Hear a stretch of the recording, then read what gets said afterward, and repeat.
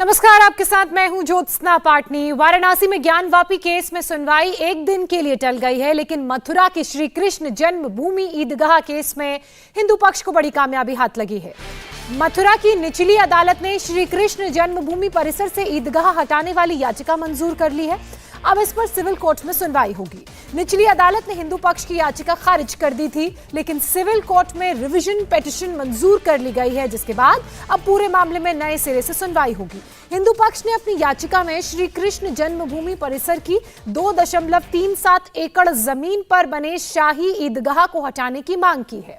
हालांकि हिंदू पक्ष के वकील गोपाल खंडेलवाल ने कहा कि हमने याचिका में मांग की थी कि ठाकुर जी की पूरी जमीन ठाकुर जी को लौटाई जाए। गोपाल खंडेलवाल हमारे साथ हैं। सर, आज फैसला क्या आया है? आज जो हमारे पक्ष में फैसला आया है, माननीय जनरल न्यायाधीश महोदय ने माना कि हमने दावादार किया गया है, उसको दावादार करने का अधिकार था।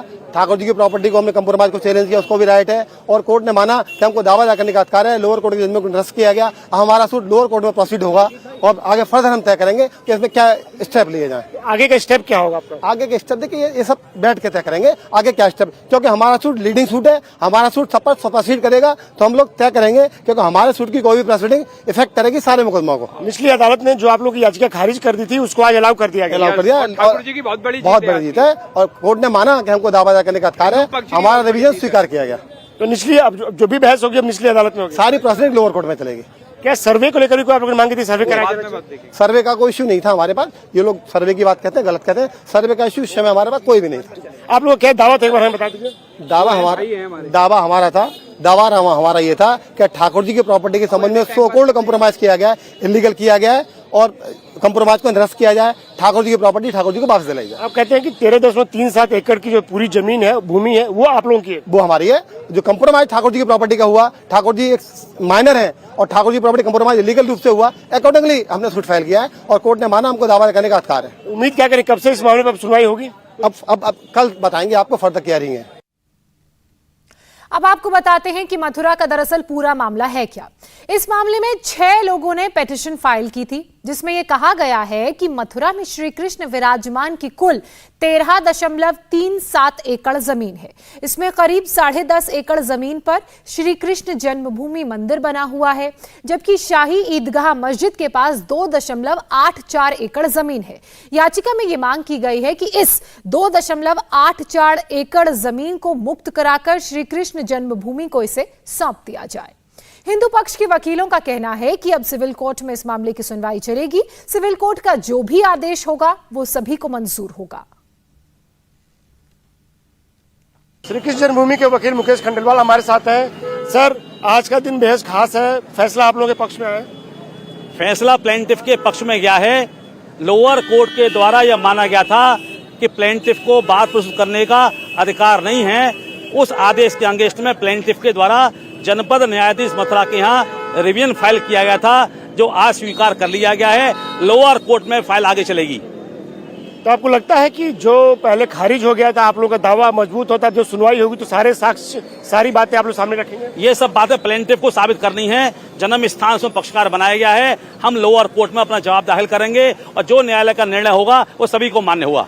जो ये दावा किया जाता है कि 13.37 एकड़ की जो पूरी भूमि है वो श्री कृष्ण जन्म स्थान की है, तो आपको लगता है कि ईदगाह जो है अब उसको खाली कर देना चाहिए, उस पक्ष को बात माननी चाहिए?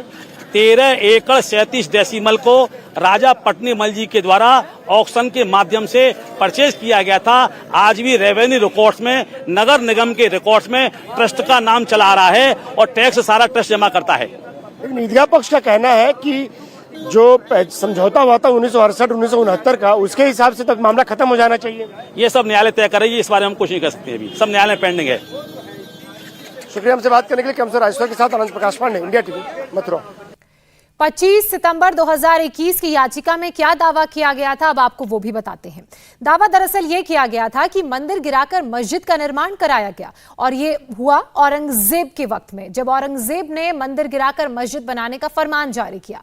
मस्जिद के नीचे राजा कंस का कारागार मौजूद है। इतिहास के जो दस्तावेज हैं उसमें इस बात का प्रमाण भी मौजूद है। और मेरे सहयोगी आनंद प्रकाश पांडे मथुरा से हमारे साथ जुड़ चुके हैं, जो लगातार इस खबर पर नजर बनाए हुए हैं। तमाम वकीलों से उन्होंने बात की। आनंद, सबसे पहले तो ये बताइए कि ये हिंदू पक्ष के लिए कितनी बड़ी जीत है और क्यों नहीं पहले इस पिटीशन को एक्सेप्ट किया गया और रिवीजन पिटीशन में क्या बदलाव किया गया जिसके आधार पर इसे एक्सेप्ट किया गया? जी, आपको बता दें कि जिला जज के यहाँ जैसे ही जिला जज ने कहा कि जो पिटीशन है वो अलाउ की जाती है, तो वहीं पर जय श्री कृष्ण और राधे राधे के नारे लगाते हुए वकील जो है खुशी से बाहर निकले। तो जाहिर तौर पे उनकी एक बड़ी जीत है, क्योंकि लोअर कोर्ट ने उनकी याचिका को खारिज कर दिया था, जिसके बाद रिव्यू पिटीशन जिला जज की कोर्ट में दाखिल की गई थी, जिसको जिला जज ने अलाउ कर दिया। यानी कि अब निचली अदालत में फिर से इस मामले में सुनवाई होगी और जो ये मांग करता है हिंदू पक्ष, जो ये कहता है कि 13.37 एकड़ की जो पूरी भूमि है वो श्री कृष्ण जन्मस्थान की है, उनको दे देना चाहिए। और साथ ही साथ 1968 का जो एग्रीमेंट था श्री कृष्ण जन्मस्थान सेवा समिति और शाही ईदगाह इंतजामिया कमेटी के बीच में, वो अवैध है, वो इलीगल है। और अब हिंदू पक्ष कहता है कि चूंकि वो समझौता गलत था, लिहाजा उस समझौता स्टैंड नहीं करता, तो ऐसे में पूरी भूमि जो है वो श्री कृष्ण जन्मस्थान को दे देनी चाहिए। तो ऐसे में जो ईदगाह बनी है उसको हिंदू पक्ष कहता है कि अतिक्रमण करके बनाई गई है और उसको हटाने की मांग करता है। तो अब ऐसे में जब निचली अदालत में ये सुनवाई होगी, जब बहस होगी, तो दोनों ही पक्षों से सबूत इसमें रखे जाएंगे, एक एक करके सबूत रखे जाएंगे। सभी पक्ष जो है अपने अपने दावे के पक्ष में सबूत रखेंगे।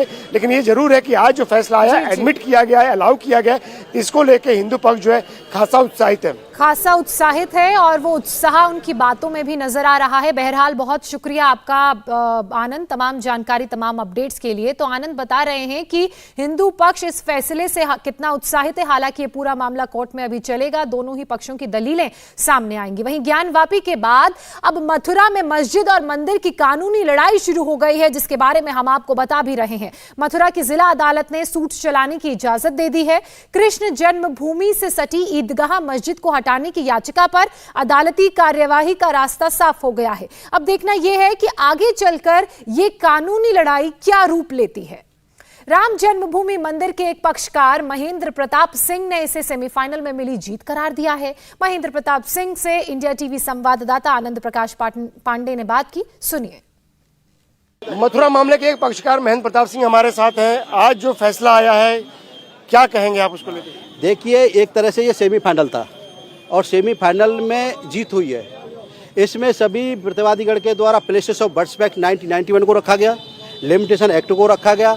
माननीय न्यायालय के द्वारा सभी तथ्यों को सुनने के बाद लोअर कोर्ट ने जो रिजेक्ट किया था, डिस्ट्रिक्ट जज महोदय द्वारा उसे स्वीकार कर लिया गया है और अब इससे केस चलने का मार्ग प्रशस्त हो गया है। किसी तरह का कोई डाउट नहीं रहना चाहिए। श्री कृष्ण जन्मभूमि पर अब ट्रायल यहाँ से शुरू हो जाएगा। पहले भी ऑलरेडी केस चल रहे थे, अब ये केस भी चलेगा, तो अब कोई डाउट वाली बात नहीं रही है। तो क्या उम्मीद करें, कब से निचले कोर्ट में बहस शुरू होगी? अब ये पत्रावली यहाँ से चली जाएगी डिस्ट्रिक्ट महोदय के यहाँ से और लोअर कोर्ट में जाएगी सिविल जज के यहाँ, और अब यहाँ पे वहाँ पे चलेगी ये और वहाँ पे डेट दे दी जाएगी और डेट पर सुनवाई होगी इसकी 4 महीने पूरा। आपको लगता है कि अब जो आप लोग मांग कर रहे थे वो बहस के जरिए 4 महीने का जो समय सीमा तय की गई है उसके अंदर सुनवाई होकर फैसला मिलेगा 4 महीने में? अब वो उसका विषय लगभग खत्म सा हो गया है, क्योंकि डिस्ट्रिक्ट जज महोदय के द्वारा इस पत्रावली को स्वीकार कर लिया गया है और तथ्य सबके सामने आ गए हैं और ये कहना माना जाएगा कि अब ये पत्रावली स्वीकार है, तो केस अब सब स्वीकार माने जाएंगे। पहले से 8 केस स्वीकार थे, ये भी स्वीकार हो गया। पहले केस स्वीकार था, हमारा केस सबसे पहले स्वीकार हुआ था, तो अब उसी श्रेणी में आ गया है। अब ये ट्रायल चलेगा यहाँ पर और प्लेसेस ऑफ बर्थ एक्ट को लेकर के जो शाही ईदगाह मस्जिद और सुन्नी बकबोर्ड हल्ला मचा रहे थे, तो अब उसका चैप्टर लगभग क्लोज हो गया है। एक तरह से सेमीफाइनल था। क्या नई पिटीशन लोअर कोर्ट में देनी पड़ेगी? नहीं, यही पत्रावली वहाँ चली जाएगी, यही पत्रावली बैक होकर के लोअर कोर्ट में चली जाएगी और इसमें लोअर कोर्ट में ही प्रोसीडिंग्स चलेंगे। इंडिया टीवी हर वक्त हर जगह डाउनलोड करने के लिए सर्च करें India TV news Google play store या ऐप स्टोर पर।